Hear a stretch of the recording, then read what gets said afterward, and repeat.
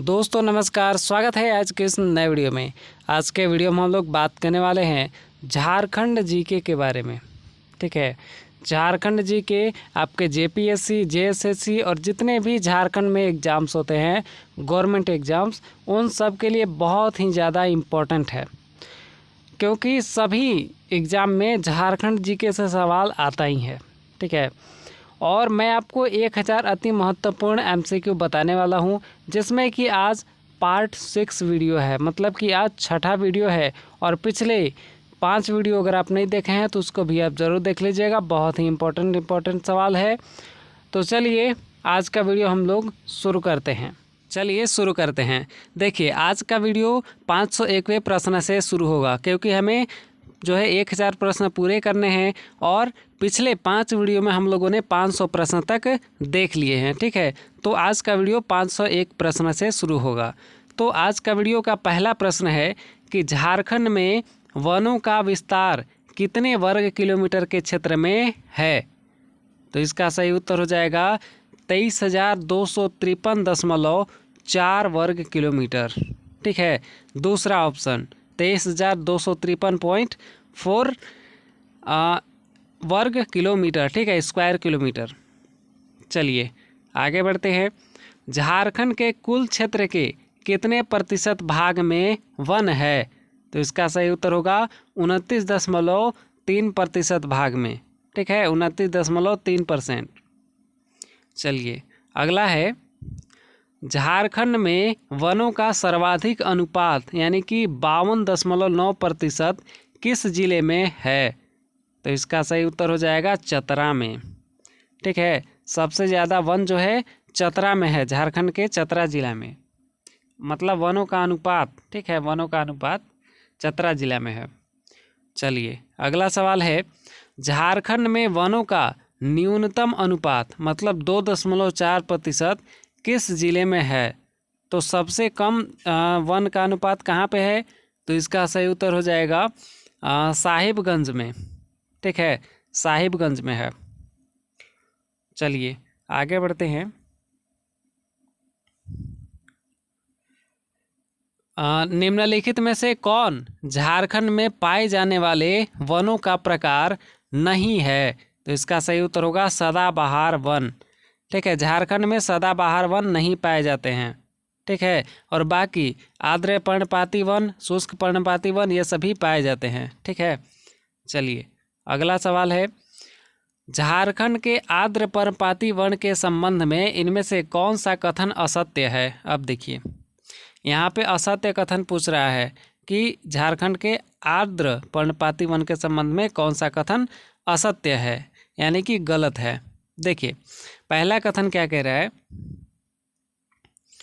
कि 125 सेंटीमीटर से अधिक वार्षिक वर्षा वाले क्षेत्र में आर्द्र पर्णपाती वन मिलते हैं। तो 125 सेंटीमीटर से जहाँ पर अधिक वर्षा होती है वहीं पर आर्द्र पर्णपाती वन मिलते हैं, ये बात सही है। ठीक है, अगला है फिर साल आर्द्र पर्णपाती वनों का सबसे महत्वपूर्ण वृक्ष है, यह सर्वत्र मिलता है, ये भी बात सही है। अगला है फिर आर्द्र पर्णपाती वन में आम, जामुन, पियार, कटहल, महुआ, अमलतास वृक्ष भी मिलते हैं, तो ये भी बात सही है। ठीक है, अगला है, इन वनों का पतझड़ काल मई महीना में है। यहाँ पे क्या कह रहा है?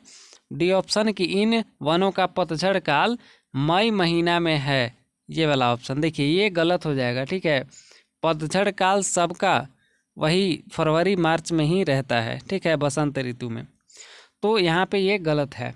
ठीक है, चलिए अगला है, झारखंड के शुष्क पर्णपाती वन के संबंध में निम्नलिखित में से कौन सा कथन असत्य है? अब यहाँ पर शुष्क पर्णपाती वन के बारे में पूछ रहा है। देखिए यहाँ पे पहला कथन क्या कह रहा है कि इन वनों का विकास प्रदेश के कम वर्षा वाले क्षेत्र में हुआ है, तो ये बात भी सही है। ठीक है, क्योंकि जो शुष्क पर्णपाती वन होते हैं वो कम वर्षा वाले क्षेत्र में रहते हैं। ठीक है, अगला फिर देखिए, आर्द्र पर्णपाती वनों की तुलना में इनका पतझड़ काल छोटा होता है, ये बात गलत है। ठीक है, पतझड़ काल लगभग सबका बराबर ही रहता है। चलिए अगला है, इन वनों का विस्तार पलामू एवं गढ़वा के अधिकतर भाग में है। ये भी बात सही है। ठीक है, ऐसे वन जो हैं पलामू और गढ़वा में अधिकतर पाए जाते हैं।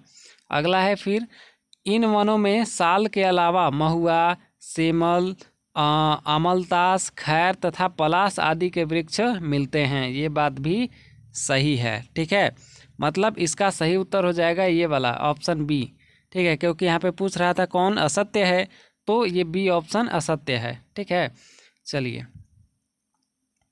अगला है, भारतीय वन अधिनियम कब पारित हुआ? अब देखिए, भारतीय वन अधिनियम पारित हुआ था 1873 ईस्वी में। ठीक है, 1873 में। चलिए आगे बढ़ते हैं। झारखंड में वनों के अलावा और क्या मिलता है? तो झारखंड में वनों के अलावा और जड़ी बूटी भी मिलता है और घास भी मिलता है। ठीक है, जड़ी बूटी और घास, तो इसका सही ऑप्शन हो जाएगा उपर्युक्त दोनों। चलिए आगे बढ़ते हैं। झारखंड में घास की कितनी किस्में पाई जाती हैं? तो इसका सही उत्तर हो जाएगा 200 से भी अधिक। ठीक है, 200 से अधिक किस्में पाई जाती है घास की। चलिए अगला है, झारखंड में साल के वृक्षों का मुख्य उपयोग क्या है? तो साल के वृक्ष का उपयोग क्या किया जाता है झारखंड में? तो नौका निर्माण के लिए किया जाता है। ठीक है, नाव बनाने के लिए किया जाता है। चलिए अगला है, निम्नलिखित में से कौन सा झारखंड में मिलने वाला इमारती वृक्ष नहीं है? मतलब कि इमारत बनाने में जो यूज होता है वो वृक्ष नहीं है। तो इसका सही ऑप्शन होगा यहाँ पे उपर्युक्त सभी। ठीक है, मतलब गम्हार, शीशम और सागवान ये इमारती वृक्ष नहीं है। ठीक है, चलिए इमारती वृक्ष का मतलब होता है कि जो मतलब घर बनाने में काम नहीं आता है। ठीक है, तो इमारती वृक्ष का मतलब जो काम घर बनाने में काम आता है, और जो इमारती वृक्ष नहीं है मतलब घर बनाने में काम नहीं आता है। ठीक है, अगला है, निम्नलिखित में से कौन सा झारखंड में मिलने वाला तैलीय वृक्ष है? मतलब तैलीय वृक्ष कौन सा है, मतलब कि तेल वाला वृक्ष कौन सा है? ठीक है, तो यहाँ पे महुआ, ठीक है, महुआ का भी तेल होता है, कुसुम, कटज। ठीक है, तो ये सभी हो जाएगा। ठीक है, ये सभी सही होगा। चलिए अगला है, एशिया का सबसे बड़ा सारंडा वन निम्नलिखित में से किस राज्य में है? तो सबसे बड़ा सारंडा वन किस राज्य में है? तो इसका सही उत्तर हो जाएगा, सही उत्तर होगा इसका झारखंड में। ठीक है, सारंडा वन झारखंड में है। चलिए सबसे बड़ा सारंडा वन। अगला है, निम्नलिखित में कौन सा झारखंड के मुख्य लघु वनोत्पाद में शामिल नहीं है? तो इसका सही उत्तर हो जाएगा बेंत। ठीक है, सही उत्तर होगा बेंत। चलिए अगला सवाल है फिर, झारखंड में निम्नलिखित में से किस वृक्ष के फल का उपयोग तेल एवं शराब बनाने में किया जाता है? तो इसका सही उत्तर होगा महुआ। ठीक है, अगर आप लोग गांव से होंगे तो आपको पता होगा। ठीक है, महुआ का जो फल है, ठीक है, महुआ जो गिरता है उससे तेल भी बनता है और शराब भी बनाया जाता है। चलिए अगला है, झारखंड के शुष्क पर्णपाती वनों में कौन सी लताएं या घास मिलती हैं? तो इसका सही उत्तर हो जाएगा सवाई, मुंज और मोथा, ये सभी होगा। ठीक है, ये सभी सही होगा। तो यहाँ पर सही ऑप्शन होगा उपर्युक्त सभी। चलिए आगे बढ़ते हैं। झारखंड में जनजातियों द्वारा सामूहिक रूप से किए जाने वाले आखेट को क्या कहा जाता है? मतलब झारखंड में जनजातियों के द्वारा जो सामूहिक रूप से आखेट किया जाता है, आखेट का मतलब होता है शिकार। ठीक है, शिकार करना। तो आखेट करना का मतलब शिकार करना। तो उसको क्या कहा जाता है? मतलब जब एक साथ मिल करके सब शिकार करते हैं तो उसको क्या कहा जाता है? तो उसको कहा जाता है सेंट्रा। ठीक है, याद रखिएगा, सेंट्रा कहा जाता है। चलिए अगला है फिर, झारखंड में प्रचलित महिलाओं द्वारा 12 वर्षों के अंतराल पर किया जाने वाला आखेट कहलाता है। अब जो प्रचलित महिलाओं द्वारा 12 वर्ष के मतलब बाद जो आखेट किया जाता है उसको वह क्या कहलाता है, ठीक है, उसको क्या कहते हैं? तो इसका सही उत्तर होगा जनी कहा जाता है, ठीक है, जनी। ये 12 साल के अंतराल पर महिलाओं द्वारा शिकार किया जाता है, ठीक है, आखेट किया जाता है।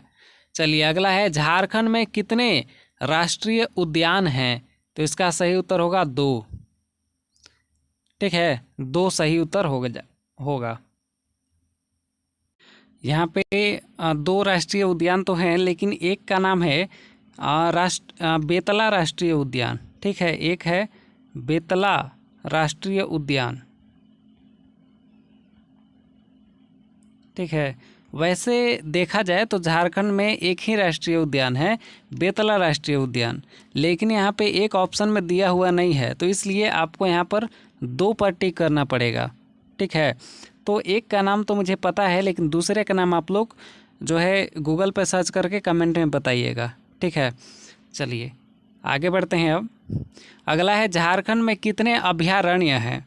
तो झारखंड में वैसे तो अनेक अभयारण्य हैं, लेकिन मुख्य रूप से 11 अभयारण्य हैं, ठीक है। चलिए आगे बढ़ते हैं। झारखंड में पहला राष्ट्रीय उद्यान 1954 ईस्वी में कहाँ स्थापित हुआ?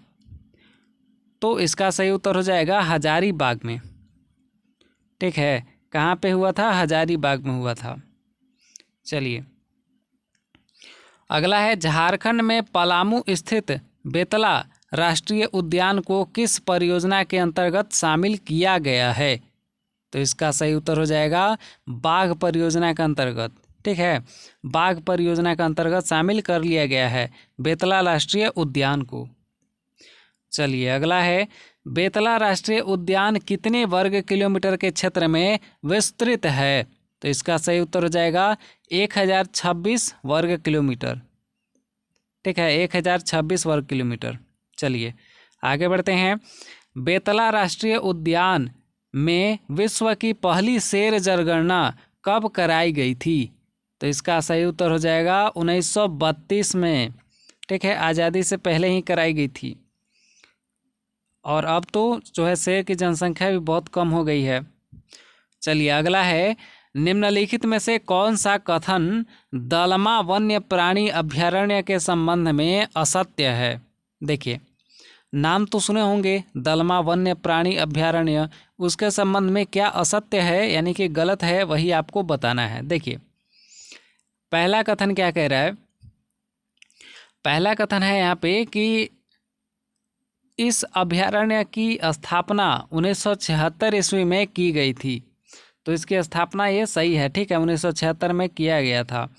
अगला है, इसका विस्तार 199.22 वर्ग किलोमीटर के क्षेत्र में है। ये भी बात सही है, ठीक है, ज़्यादा बड़ा अभयारण्य ये नहीं है। अगला है, फिर इसका नामकरण एक आदिवासी देवी के नाम पर किया गया है। ये भी बात सही है, ठीक है, दलमा, ठीक है, दलमा नाम है, ये एक आदिवासी देवी का नाम था पहले। चलिए अगला फिर क्या कह रहा है कि यह गिरिडीह जिले में स्थित है। देखिए यह गिरिडीह जिले में स्थित है, ये बात गलत है, ठीक है, ये बात गलत है। तो इसका सही उत्तर हो जाएगा चौथा ऑप्शन।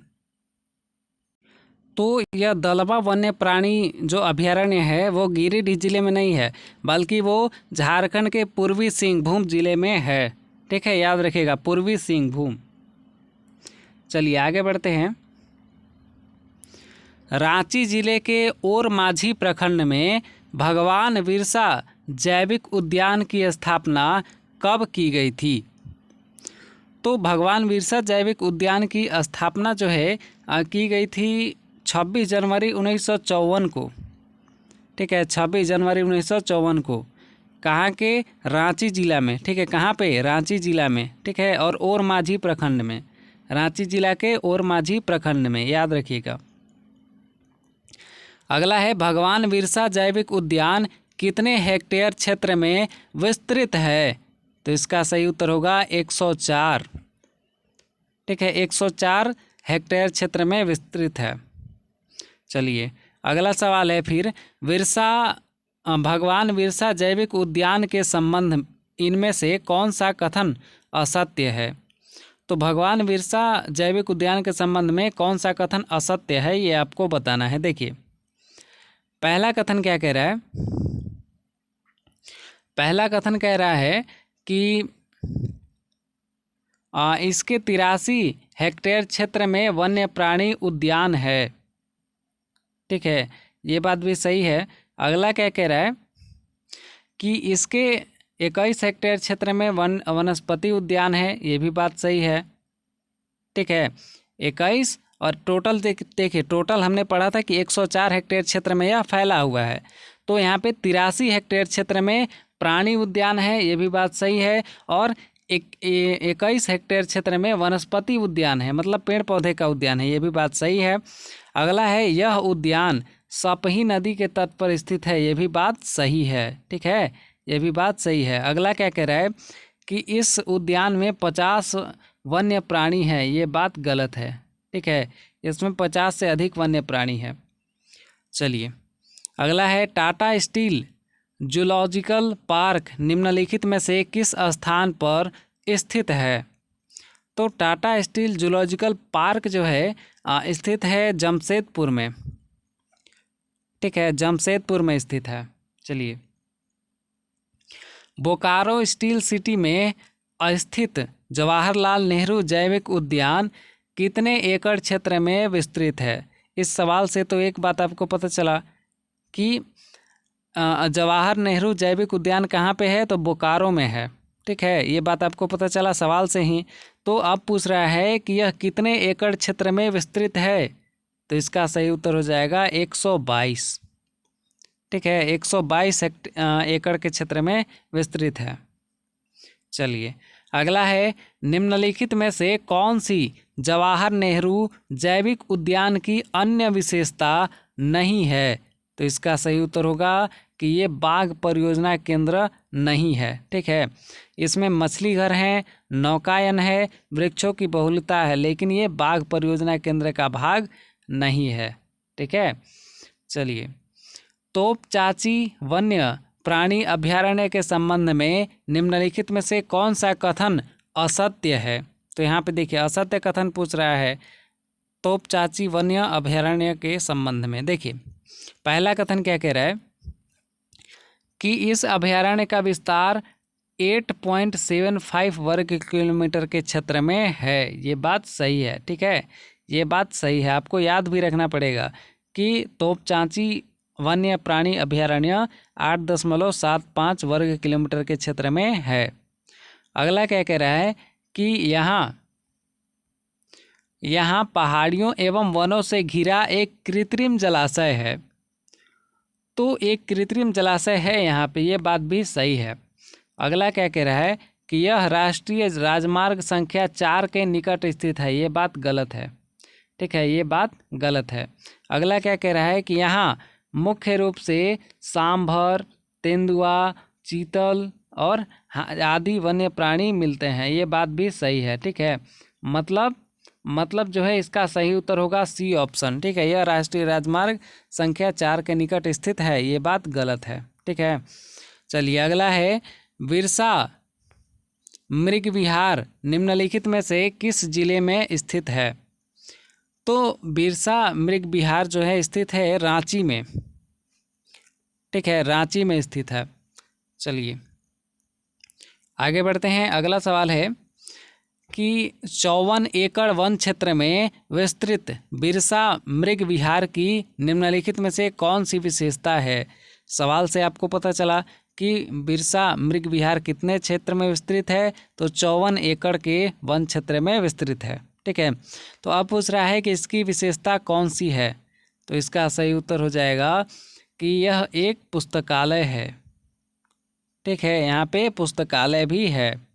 चलिए, ये पुस्तकालय है। ठीक है, अगला है, महुआ डांड भेड़िया अभयारण्य के संबंध में निम्नलिखित में से कौन सा कथन सत्य है? तो कौन सा कथन सत्य है, ये आपको बताना है। देखिए, पहला कथन है कि यह अभयारण्य डाल्टनगंज से 94 किलोमीटर दूर छेछारी घाटी में स्थित है, ये बात सही है। ठीक है, अगला है फिर इसका विस्तार 8.75 वर्ग किलोमीटर के क्षेत्र में है, ये भी बात सही है। अगला फिर है इसकी स्थापना वर्ष 1976 में तत्कालीन वन रक्षक श्री MP शाही ने की थी, ये भी बात सही है। ठीक है, तो इसका सही उत्तर हो जाएगा उपर्युक्त सभी। ठीक है, सही उत्तर होगा उपर्युक्त सभी। चलिए अगला है दुमका जिले में स्थित करुआ की 3 पहाड़ियों को किस उद्यान के नाम से जाना जाता है?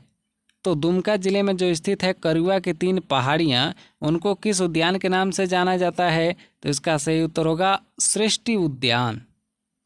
ठीक है, सृष्टि उद्यान के नाम से जाना जाता है। चलिए आगे बढ़ते हैं। सृष्टि उद्यान का विस्तार कितने एकड़ में है? तो इसका सही उत्तर हो जाएगा कि 80 एकड़ में फैला हुआ है। ठीक है, 80 एकड़। चलिए अगला है जीवाश्म उद्यान निम्नलिखित में से किस जिले में स्थापित है? तो इसका सही उत्तर हो जाएगा साहिबगंज में। ठीक है, झारखंड के साहिबगंज में स्थापित है। अगला है बोकारो स्टील सिटी में अवस्थित पार्क को किस नाम से जाना जाता है? तो इसका सही उत्तर होगा सिटी पार्क। ठीक है, बोकारो स्टील सिटी पार्क के नाम से जाना जाता है। अगला है झारखंड के कोडरमा जिले में निम्नलिखित में से कौन सा पक्षी विहार स्थापित है? तो इसका सही उत्तर हो जाएगा तिलैया पक्षी विहार। ठीक है, झारखंड के कोडरमा में है तिलैया पक्षी विहार। चलिए अगला सवाल है कोडरमा जिले में दामोदर घाटी परियोजना के अंतर्गत बराकर नदी पर स्थापित तिलैया बांध क्षेत्र में किस पक्षी विहार की स्थापना की गई है? तो इसका सही उत्तर हो जाएगा तिलैया पक्षी विहार की। ठीक है, तिलैया बांध पर है तो तिलैया पक्षी विहार की स्थापना की गई है। चलिए अगला है तेनुघाट पक्षी विहार किस जिले में स्थित है? तो इसका सही उत्तर हो जाएगा बोकारो में। ठीक है, बोकारो में है। अगला है चंद्रपुरा पक्षी विहार किस जिले में स्थित है? तो इसका सही उत्तर होगा बोकारो में। ठीक है, चलिए अगला है चंद्रपुरा पक्षी विहार में जाड़े के मौसम के किन पक्षियों का आगमन होता है? तो इसका सही उत्तर हो जाएगा साइबेरियन पक्षी का। ठीक है, साइबेरियन पक्षी का आगमन होता है। अगला है ईचागढ़ पक्षी विहार किस जिले में स्थित है? तो इसका सही उत्तर हो जाएगा पूर्वी सिंहभूम में। ठीक है, पूर्वी सिंहभूम में स्थित है।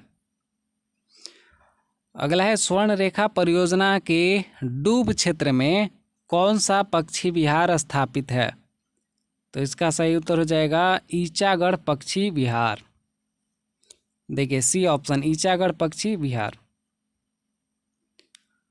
उधवा पक्षी विहार किस जिले में स्थित है? तो इसका सही उत्तर हो जाएगा साहेबगंज में। ठीक है, साहेबगंज में स्थित है। अगला है उधवा पक्षी विहार का विस्तार कितने वर्ग किलोमीटर के क्षेत्र में है? तो इसका सही उत्तर हो जाएगा 5.56 किलोमीटर। ये देखिए, ठीक है, लगभग 5.5 किलोमीटर के क्षेत्र में विस्तृत है, मतलब 5.5 वर्ग किलोमीटर के क्षेत्र में। अगला है उधवा पक्षी विहार को किस वर्ष मान्यता मिली?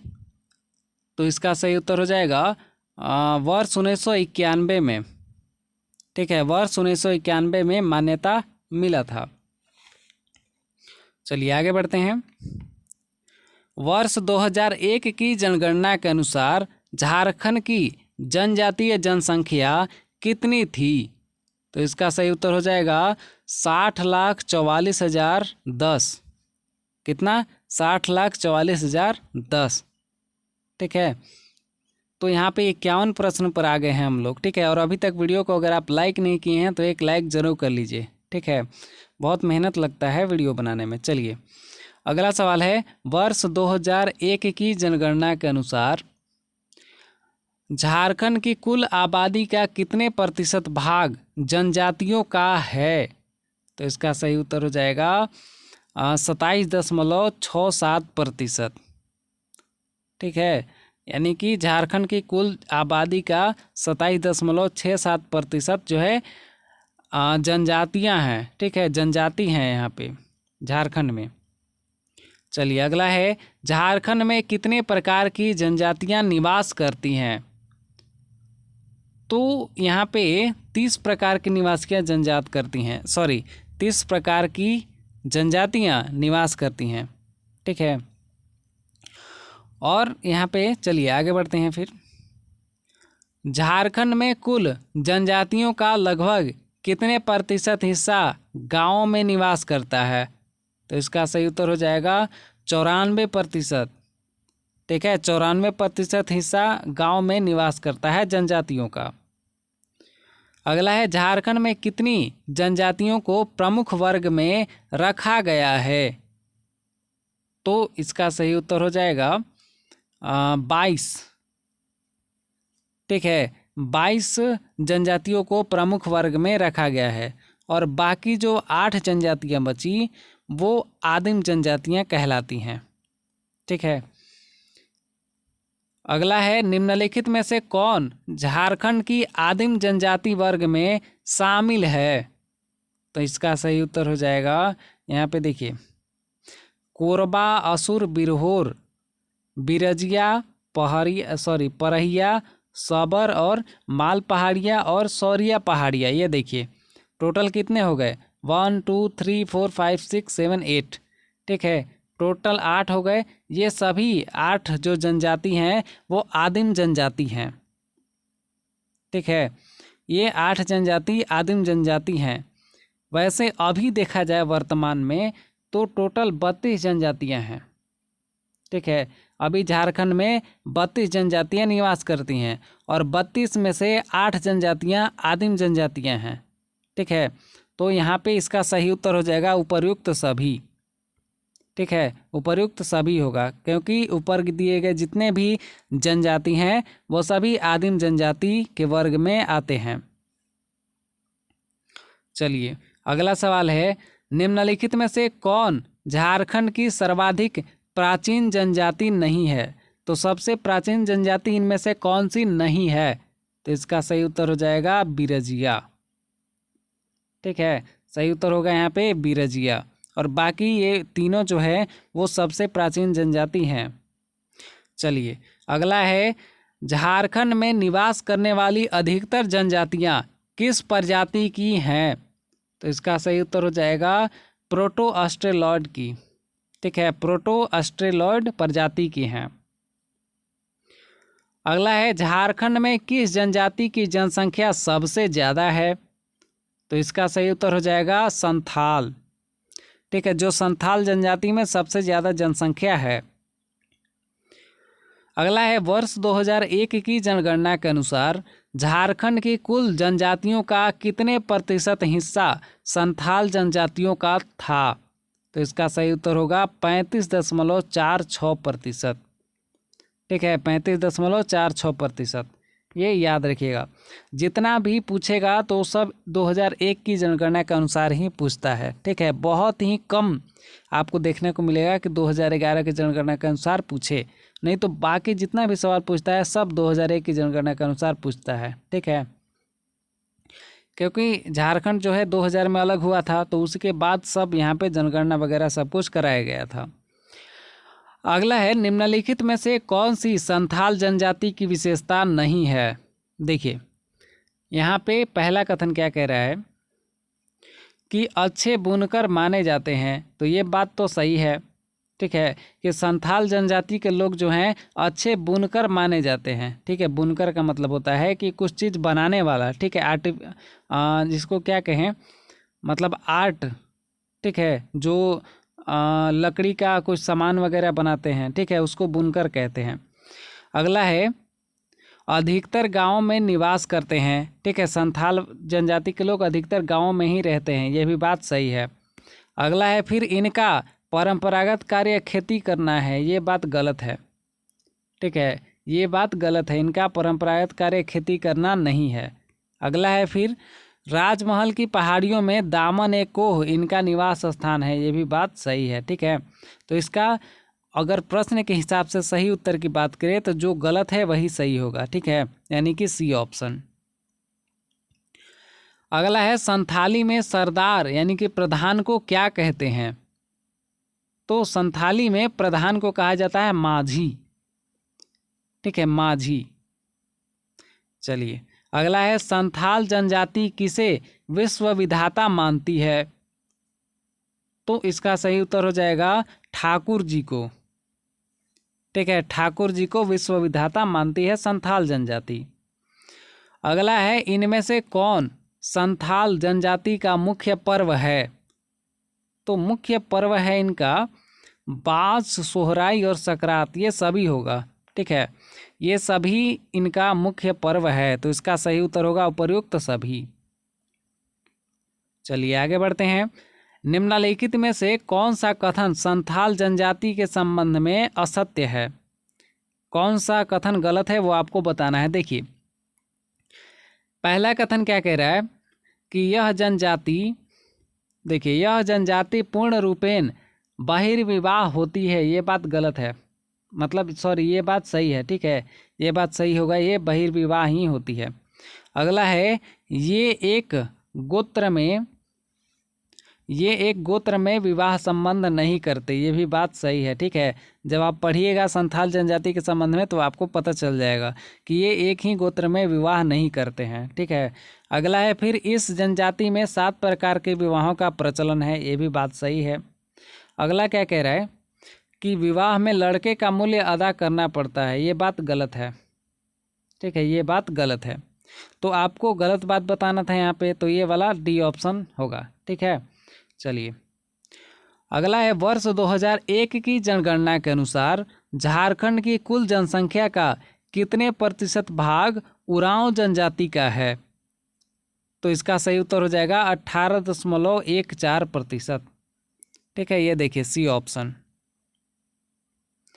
चलिए अगला है उरांव जनजाति को स्थानीय भाषा में क्या कहते हैं? तो स्थानीय भाषा में उन्हें कहा जाता है कोरख। ठीक है, याद रखिएगा कोरख कहा जाता है। अगला है निम्नलिखित में से कौन सी उरांव जनजाति की शारीरिक विशेषता नहीं है? तो इसका सही उत्तर हो जाएगा कि इनका कद लंबा होता है। ठीक है, इनका कद लंबा होता है, ये बात गलत है। ठीक है, ये थोड़े छोटे कद के होते हैं। ठीक है, और बाकी ये गहरे भूरे या काले रंग के होते हैं, ये बात सही है। इनका जबड़ा बाहर निकला होता है, ये भी बात सही है। इनके होंठ मोटे होते हैं, ये भी बात सही है। ठीक है, चलिए अगला है निम्नलिखित में से कौन सा कथन असत्य है? अब गलत कौन सा है वो आपको बताना है। देखिए पहला कथन क्या कह रहा है कि उरांव जनजाति के गांवों को प्रधान को पाहन या महतो कहा जाता है, ये भी बात सही है। ठीक है, ये बात सही है। चलिए अगला है उरांव जनजाति की पंचायत पंचोरा कहलाती है, ये भी बात सही है। अगला क्या कह रहा है कि उरांव जनजाति के युवा गृहों को घुमकड़िया कहते हैं, ये भी बात सही है। ठीक है, ये बात सही है। अगला क्या कह रहा है कि उरांव जनजाति की भाषा को उर्वी कहते हैं, ये बात गलत है। ठीक है, इनकी भाषा को उर्वी नहीं कहा जाता है। चलिए आगे बढ़ते हैं। उरांव जनजाति किस नाम के ईश्वर की आराधना करती है? तो इसका सही उत्तर हो जाएगा ये धर्मा। ठीक है, सही उत्तर होगा धर्मा। चलिए झारखंड के किस जिले में मुंडा जनजाति का मुख्य निवास स्थान है? तो इसका सही उत्तर होगा रांची। ठीक है, रांची में मुंडा जनजाति निवास करते हैं।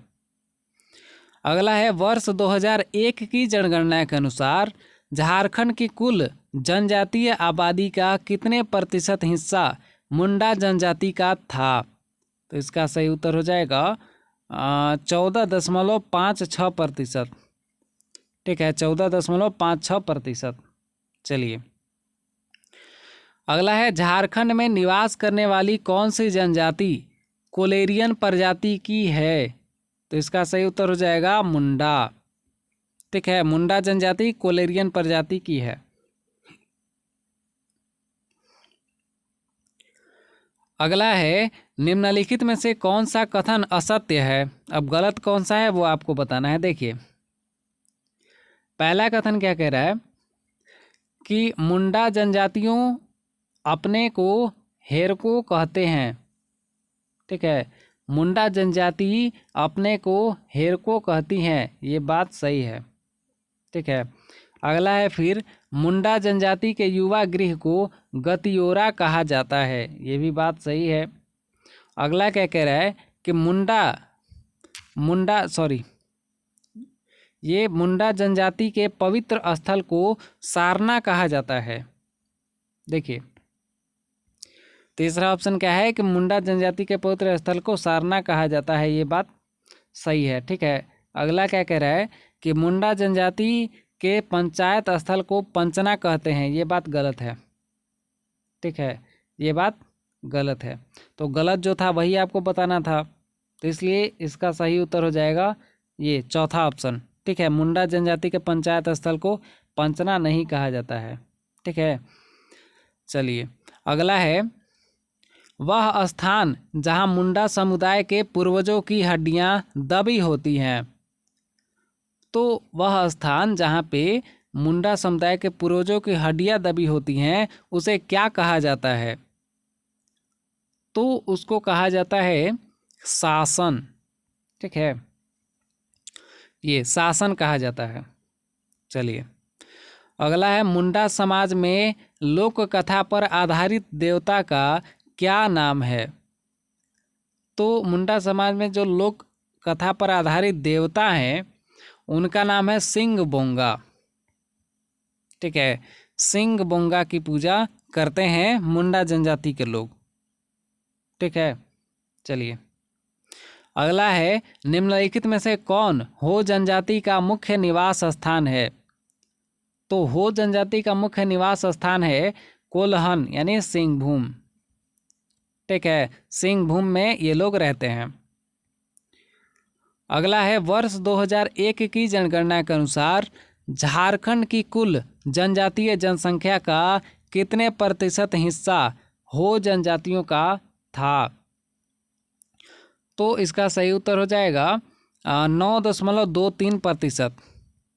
ठीक है, 9.23% जो है जनसंख्या था उस समय। ठीक है, हिस्सा था। चलिए,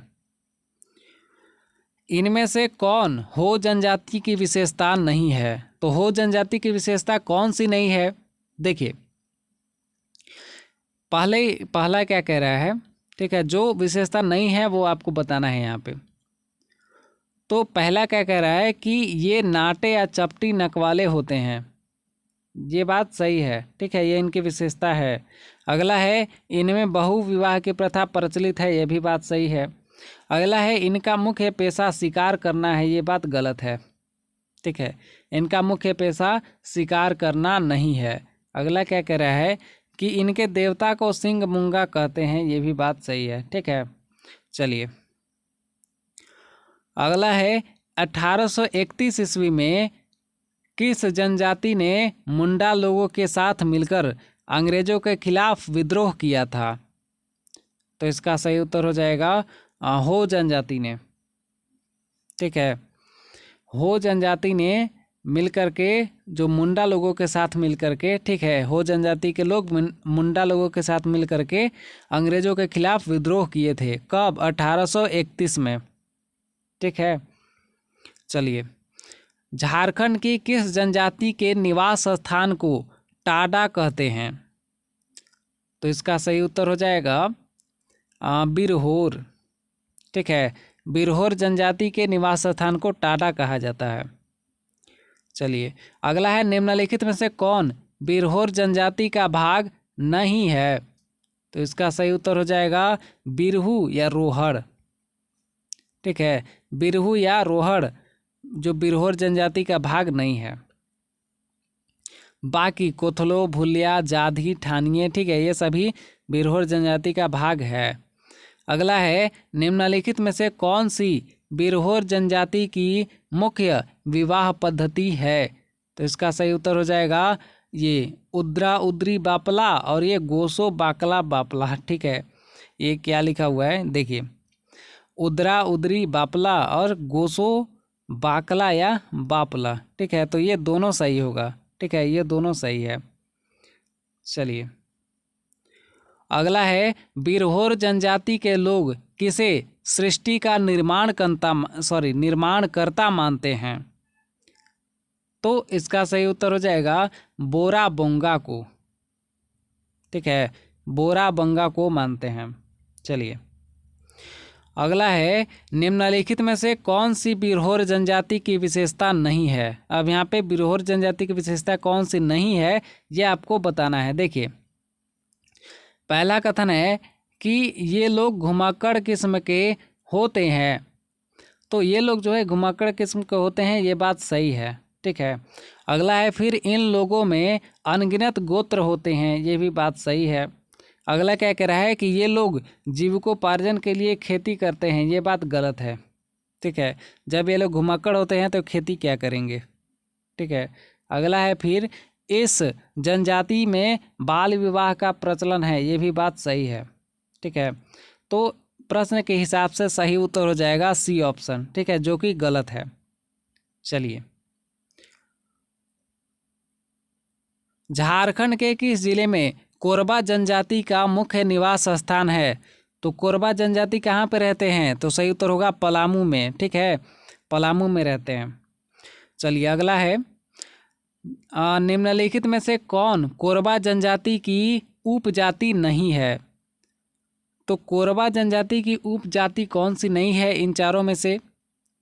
सॉरी, इन तीन है ना, तीन ऑप्शन है, चार ऑप्शन है लेकिन तीन में ही जनजाति का नाम दिया हुआ है। तो देखिए इसका जो है सही उत्तर हो जाएगा उपर्युक्त सभी। ठीक है, उपर्युक्त सभी सही होगा, यानी ऊपर दिए गए जितने भी उपजाति हैं वो उनमें से कोई भी कोरबा जनजाति की उपजाति नहीं है। चलिए निम्नलिखित में से कौन सी कोरबा जनजाति की विशेषता नहीं है? अब यहाँ पे आपको कोरबा जनजाति की विशेषता कौन सी नहीं है वो आपको बताना है। देखिए पहला क्या कह रहा है कि इनका संबंध कोलेरियन जनजाति से है, तो ये बात सही है। ठीक है, इनका संबंध कोलेरियन जनजाति से है, ये बात सही है। चलिए अगला क्या कह रहा है कि इनमें अंतर्विवाही प्रथा का प्रचलन है, ये भी बात सही है। अगला है, फिर इनका मुख्य पर्व कर्मा है, ये भी बात सही है। अगला है, फिर इनमें नदी पूजा का प्रचलन है, ये बात गलत है। ठीक है, ये नदी की पूजा नहीं करते हैं। ठीक है, तो जो गलत था वही आपको बताना था। चलिए अगला है, झारखंड के निम्नलिखित में से किस जिले में असुर जनजाति का निवास है? तो असुर जनजाति किस जिले में है झारखंड के? तो इसका सही उत्तर हो जाएगा गुमला, लोहरदगा, पलामू, ये सभी जगह पर हैं। ठीक है, ये सभी जगह पर असुर जनजाति रहते हैं, तो इसका सही उत्तर होगा उपर्युक्त सभी। चलिए अगला है, निम्नलिखित में से कौन सी असुर जनजाति की उपजाति है? तो असुर जनजाति की उपजाति इनमें से कौन सी है? देखिए इसका सही बात करें तो यहाँ पे देखिए पहला क्या कह रहा है कि वीर असुर, असुर लगा हुआ है तो ये भी है। ठीक है, बिरजिया भी है, अगसिया असुर भी इसी की असुर जनजाति की ही उपजाति है, तो इसका सही ऑप्शन हो जाएगा उपर्युक्त सभी। ठीक है, उपर्युक्त सभी सही है, मतलब ऊपर दिए गए जितने भी उपजाति हैं वो सभी असुर जनजाति की ही उपजाति है। ठीक है, अगला है, निम्नलिखित में से कौन सा कथन खरिया जनजाति के संबंध में असत्य है? अब आपको बताना है कि खरिया जनजाति के संबंध में कौन सा गलत है। देखिए पहला क्या कह रहा है कि इनका निवास झारखंड के सिंहभूम, देखिए इनका निवास झारखंड के सिंहभूम एवं मानभूम जिले में है, ये बात सही है। ठीक है, ये बात सत्य है। अगला है, इनके तीन उपभाग है, पहाड़ी खरिया और देकली खरिया और दूध खरिया, ये भी बात सही है। ठीक है, अगला है, फिर इनका कद लंबा होता है तथा नाक उभरा हुआ होता है, ये भी बात सही है। अगला क्या कह रहा है कि ये ग्राम पंचायत को धीरा या सभापति को दंदिया कहते हैं, ये बात गलत है। ठीक है, ये बात गलत है। ठीक है, ये इसके प्रश्न के हिसाब से सही उत्तर हो जाएगा ये डी ऑप्शन। ये ग्राम पंचायत को धीरा या सभापति को सभापति को दंदिया नहीं कहते हैं। ठीक है, ये बात गलत है। ठीक है, चलिए अगला है, झारखंड की जनजातियों तथा उनके निवास स्थान के संबंध में निम्नलिखित में से कौन सा युग्म गलत है। तो कौन सा गलत है वो आपको बताना है। देखिए यहाँ पे पहला क्या कह रहा है कि करमाली जनजाति के लोग रांची और हजारीबाग में रहते हैं। देखिए करमाली जनजाति के लोग रांची और हजारीबाग में रहते हैं, ये बात सही है। ठीक है, ये सुमेलित है। अगला है, खरवार जनजाति के लोग रांची और पलामू में रहते हैं, ये भी बात सही है। अगला क्या कह रहा है कि चीक बड़ाइक रांची और गुमला में रहते हैं। तो जो चीक बड़ाइक लोग हैं, ठीक है, वो रांची गुमला में नहीं रहते हैं। ठीक है, ये दूसरे ज़िले में रहते हैं। अगला है, किसान रांची और पलामू ज़िला में रहते हैं, ये बात सही है। ठीक है, तो जो गलत था वो आपको बताना था। ठीक है, तो सी ऑप्शन गलत है, तो ये सही उत्तर हो जाएगा। चलिए अगला है, झारखंड की निम्नलिखित में से किस जनजाति का मुख्य निवास संथाल परगना में नहीं है। तो इसका सही उत्तर हो जाएगा बिरजिया। ठीक है, बिरजिया जनजाति के लोग संथाल परगना में नहीं रहते हैं। अगला है, निम्नलिखित में से किन जनजातियों का निवास झारखंड में नहीं है। तो इसका सही उत्तर हो जाएगा यहाँ पे राणा, मीणा और भील। ठीक है, ये लोग झारखंड में नहीं रहते हैं, और बाकी इधर बंगा, भूमिज, बबड़ी, सावर, परहैया, बिझिया, भेड़िया और लोहरा, गोड़ और खौड़, गोराइत और चेरू, ये सभी झारखंड में रहते हैं। और बाकी ये जो है राणा, मीणा, भील, ये झारखंड में नहीं रहते हैं। ठीक है, तो प्रश्न के हिसाब से सही उत्तर हो जाएगा राणा, मीणा और भील। ठीक है, ए ऑप्शन। अगला है, झारखंड की निम्नलिखित में से किस जनजाति को कतिपय विद्वानों ने विश्व का प्रथम आयरन स्मेल्टर कहा है। तो इसका सही उत्तर हो जाएगा असुर जनजाति को। ठीक है, असुर जनजाति को जो है कतिपय विद्वानों ने विश्व का पहला आयरन स्मेल्टर कहा है। ठीक है, चलिए अगला है, झारखंड की निम्नलिखित में से कौन सी जनजाति सर्वाधिक निर्धन मानी जाती है और जिसे खाद्य संग्राहक के रूप में जाना जाता है। तो इसका सही उत्तर हो जाएगा बिरहोर जनजाति। ठीक है, बिरहोर को सबसे निर्धन माना जाता है। चलिए अगला सवाल है, झारखंड की निम्नलिखित में से किस जनजाति की गिनती 1951 से पूर्व अपराधियों के रूप में की जाती थी। ठीक है, तो 1951 से पहले किस जनजाति को अपराधी के रूप में जाना जाता था। तो इसका सही उत्तर हो जाएगा परहैया। ठीक है, परहैया जनजाति के लोगों को 1951 से पहले जो है अपराधी के रूप में जाना जाता था। चलिए अगला है, निम्नलिखित में से कौन सा झारखंड की सर्वाधिक यानी 9,78,069 अनुसूचित जनजाति जनसंख्या वाला जिला है। तो इसका सही उत्तर हो जाएगा पश्चिमी सिंहभूम। ठीक है, पश्चिमी सिंहभूम में सबसे ज़्यादा अनुसूचित जनजाति कितना 9,78,069 लोग रहते हैं। ठीक है, चलिए अगला है, निम्नलिखित में से कौन झारखंड की न्यूनतम मतलब 1,10,985 अनुसूचित जनजाति जनसंख्या वाला जिला है। तो इसका सही उत्तर हो जाएगा देवघर। ठीक है, देवघर में सबसे कम अनुसूचित जनजाति के लोग रहते हैं। चलिए अगला है आज का अंतिम सवाल, निम्नलिखित में से कौन झारखंड की न्यूनतम यानी कि 8.31% अनुसूचित जनजाति वाला जिला है। तो इसका सही उत्तर हो जाएगा धनबाद। ठीक है, सही उत्तर होगा धनबाद। चलिए उम्मीद है आपको यहाँ तक सब कुछ अच्छे से समझ में आया होगा। पिछला वीडियो अगर आप नहीं देखे हैं तो उसको भी ज़रूर देख लीजिएगा और अगला वीडियो जल्द ही आएगा।